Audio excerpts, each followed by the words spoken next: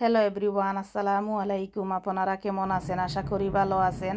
আর আমিও আল্লাহর রহমতে বেশ ভালো আছি। আর আজ এই তো সকালে বের হয়ে গিয়েছি গার্ডেনে। আসলে আমি কি লাগালাম গার্ডেনে আমি আপনাদের সঙ্গে শেয়ার করি নাই। তো আসলে এবছর যাই লাগিয়েছি বেশি কিছু হয় নাই, তবু আলহামদুলিল্লাহ যা হয়েছে তার জন্যই আলহামদুলিল্লাহ, আল্লাহ তো এতটুকুই দিয়েছে।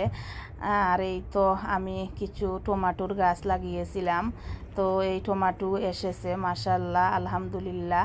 আর এই টমেটোগুলো আসলে আমার বোনের কাছ থেকে আমি গাছগুলা এনেছি, উনি আমাকে দিয়েছিলেন এই টমেটোর গাছটা। আর প্রথমে আমি যে টমেটোর গাছটা দেখিয়েছিলাম এটা আমি কিনে নিয়ে এসেছি, এগুলা ছোটো ছোটো টমেটো।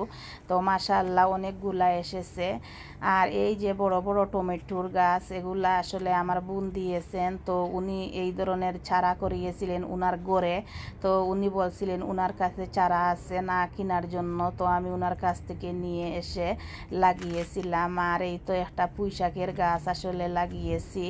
আর এটা আসলে আমি পুঁইশাক খেয়েছিলাম উইন্টারে। আর আমি এই পুঁইশাকের যে ডাঁটা ছিল এই ডাঁটাটাকে আমি পানিতে ভিজিয়ে রেখে দিয়েছিলাম।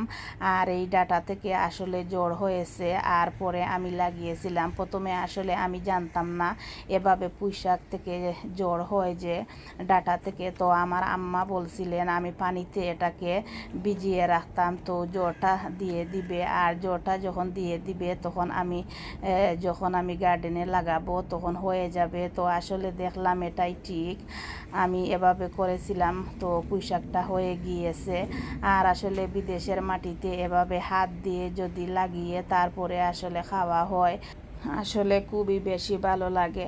আর আসলে বাজারে তো আর সব ধরনের ভেজিটেবল আছে, আসলে সব সময় তো আর আসলে কিনে নিয়ে এসে খাই, কিন্তু যখন সামারটা আসে আর যখন গার্ডেনে লাগিয়ে আসলে এই ধরনের সবজিটা খাওয়া হয় খুবই বেশি ভালো লাগে। আর বিদেশের মাটিতে তো আর সব ধরনের ফ্রুট ভেজিটেবল পাওয়া যায়, সব ধরনের সব সিজনের ফল আসলে সব সময় পাওয়া যায়। আর এই তো আমি কিছু লাউ লাগিয়েছি, একটা লাউয়ের গাছ। আর আসলে আমার লাউয়ের গাছটা মরে যাইতেছে। আর এই তো 2টা লাউ এসেছে। আর এই লাউগুলো আসলে আমার মনে হচ্ছে এগুলাও মরে যাবে। আসলে খুবই খারাপ লাগতেছিল এই লাউগুলার জন্য, আমার কাছে বেশি খারাপ লাগতেছিল আমার লাউ গাছটা মরে যাইতেছে। জানি না কেন আমার মনে হয় জ্বরটা আসলে নষ্ট হয়ে গিয়েছে, সেজন্য গাছটাও মরে যাইতেছে। আর এই লাউগুলার জন্য আসলে খুবই বেশি কষ্ট হইতেছে আমার মনে। তো এই লাউগুলা আসলে যদি বড় হয়ে যেত আর গাছটা মরে যেত তাহলে আসলে এত বেশি দুঃখ লাগতো না। কিন্তু এই যে লাউ নিয়ে গাছটা মরে যাইতেছে, লাউগুলা আসলে আরও 2 সপ্তাহ থাকলে খাওয়ার উপযোগী হয়ে যেত, কিন্তু কি আর করা, এগুলা মরে যাইতেছে। আর এই তো কিছু মিষ্টি কুমড়াও লাগিয়েছিলাম। আর এই মিষ্টি কুমড়াগুলাও হয়েছে। তো এখনও মিষ্টি কুমড়া আসে নাই, একটা মিষ্টি কুমড়া এসেছে, জানি না এটা বাঁচবে কি বাঁচবে না। তো সবাই দোয়া করবেন আমার মিষ্টি কুমড়াটা যাতে বেঁচে যায়। আর আসলে গার্ডেনে লাগিয়ে যে কোনো ভেজিটেবল খেতে খুবই ভালো লাগে আর অনেক বেশি মজা লাগে খেতে। আর এই তো আমি এই ভেজিটেবলগুলাই শাকসবজি লাগিয়েছিলাম, তো আলহামদুলিল্লাহ যাই হয়েছে তাই আল্লাহর নিয়ামত, আল্লাহ যা দিয়েছেন তার জন্যই আল্লাহর দরবারে হাজার হাজার শুকরিয়া। আর এই তো অনেকগুলা ফুল ফুটেছে। আর এই ফুলগুলা দিয়ে আসলে পাকুড়া বানানো যায়। তো আসলে আমার আর মানতেছিল না এগুলা দিয়ে পাকুড়া বানাবো, তো সেজন্য আর বানাই নাই।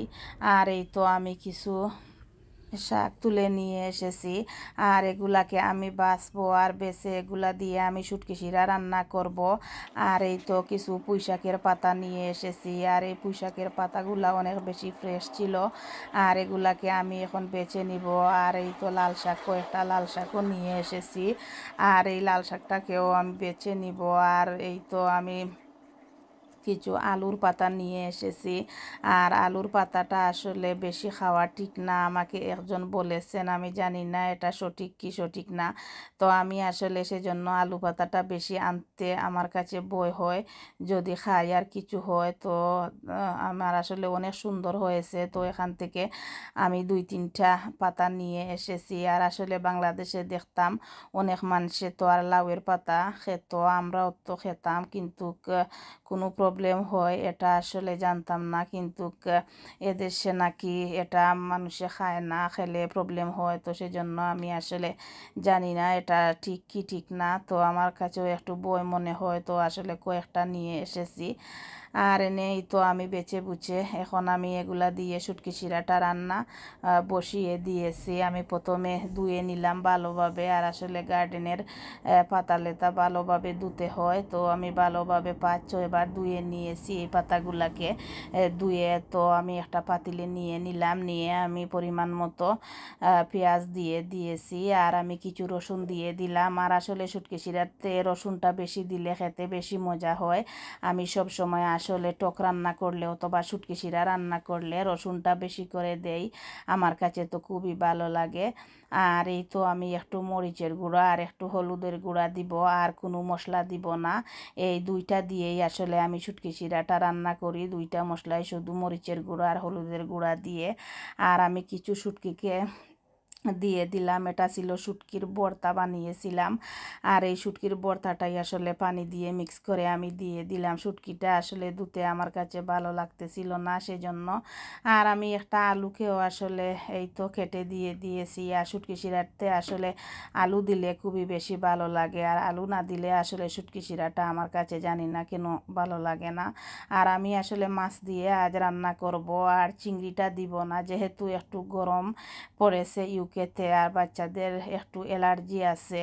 তো সেজন্য আসলে আর আমি দেই নাই চিংড়িটা। যদি বাচ্চারা খেতে চায় সেজন্য, ওরা তো আর সব সময় খায় না, যদি খেতে চায় তো সেজন্য আসলে আমি আর দিলাম না। আমি মিরকা মাছ দিয়ে এই শুটকি শিরাটা রান্না করে নিতেছি। আর এই তো শুটকি শিরাটা হয়ে গিয়েছে, জুলের পানিটা দিয়ে দিব, দিয়ে আসলে শুটকি শিরাটা হয়ে যাবে। আর এটা হতে আসলে বেশি একটা সময় লাগে না, আর খেতে কিন্তু খুবই মজা, যেহেতু তেল ছাড়া। আমার কাছে তো ভালো লাগে। তো ভিউয়ার্স, আজ এ পর্যন্ত। আসসালামু আলাইকুম।